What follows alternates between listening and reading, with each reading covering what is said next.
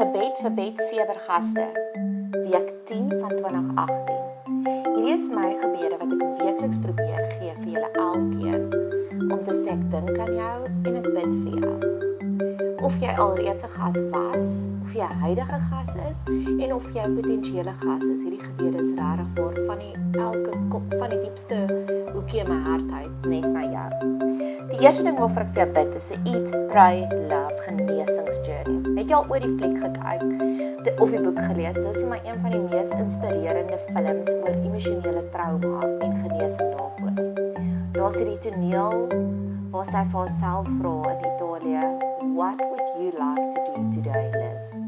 Mag jy elke oggend opstaan en wakker word en vir jouself sê, "Wat gaan ek vandag doen om myself gelukkig te maak?" Vir die van julle wat hier in die omgewing bly, sal hierdie bekend wees. Maar hier op die hoek van Zambesi en Malotto is daar 'n beskuit oomie wat beskuit verkoop. En hy staan gewoonlik aan die linkerkant van die pad en aan die regterkant is daar hierdie twee mooi jong girls wat staan en bedel.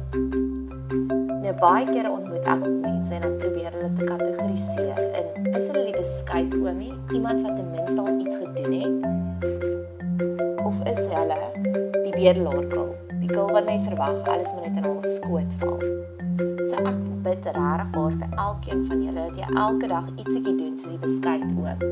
Een klein stapie neem tot jou genesing en tot jou lewe van volheid wat Christus vir jou bestem het. Ek het in hierdie week hierdie mooi boodskapie gekry van 'n vriend van my wat 'n blommetjie gesien het en het sommer 'n foto daarvan gestuur het. En dit het my so special laat voel. En dis my gebed vir jou ook. Mag God ook mense oor jou pad stuur wat boodskapies vir jou stuur, dalk regte blommetjies vir jou bring, net om vir jou te sê, jy is special en God is lief vir jou. Mag God sy engele stuur om jou lewe te kom sprenkling.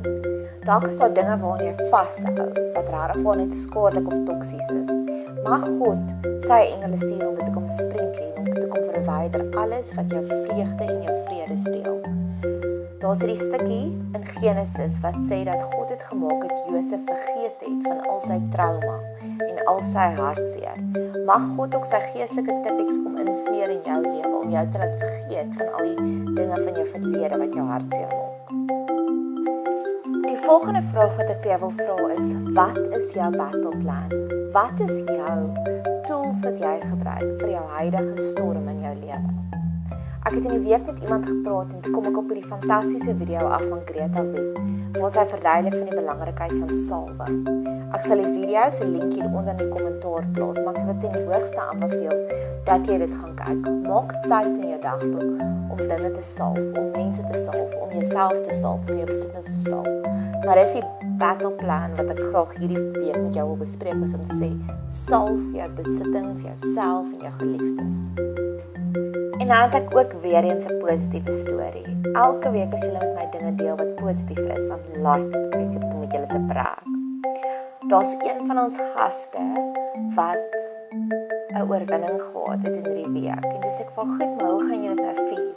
En toe stuur sy vir my 'n foto van hoe sy en haar sussie 'n milkshake gaan drink het om dit te vier. So baie dankie vir daardie inspirerende storie en ek wil julle ook motiveer, al is dit 'n klein oorwinning. Neem 'n foto en gaan drink ietsie saam met 'n vriendin, saam met 'n sussie en stuur vir my 'n foto daarvan.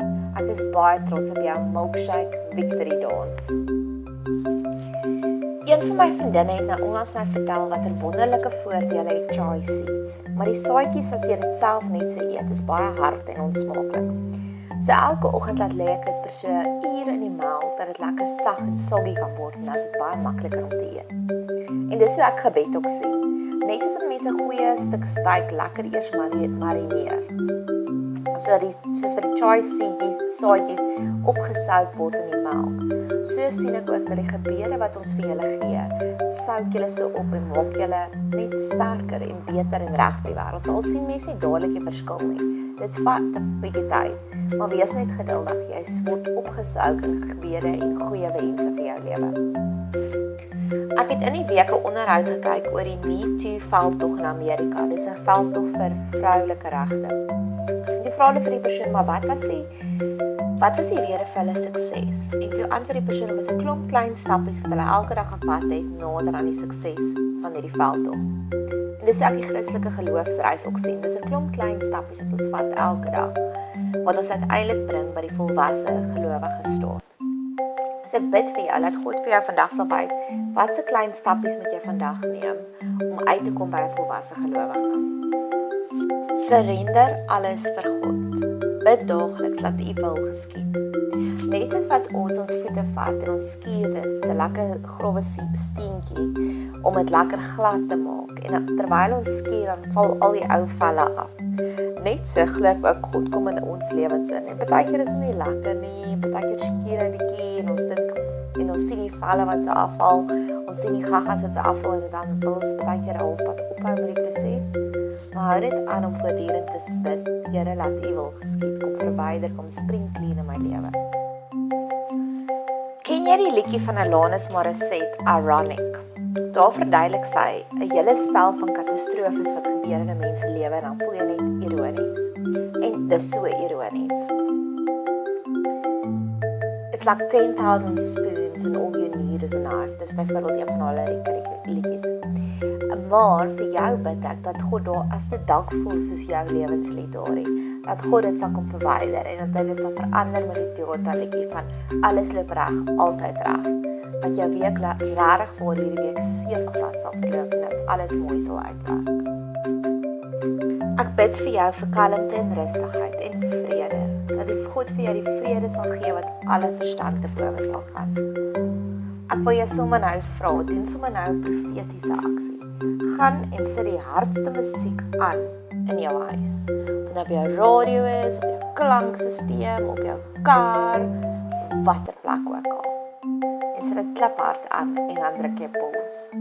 En dan net soos wat jy so profeties pause gedruk het, glo ek ook dat God sal ook die pause knoppie druk.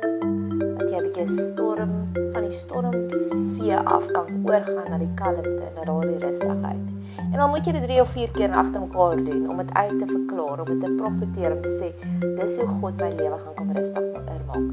Doen dit. Ek hoop jy het 'n fantastiese geseënde week.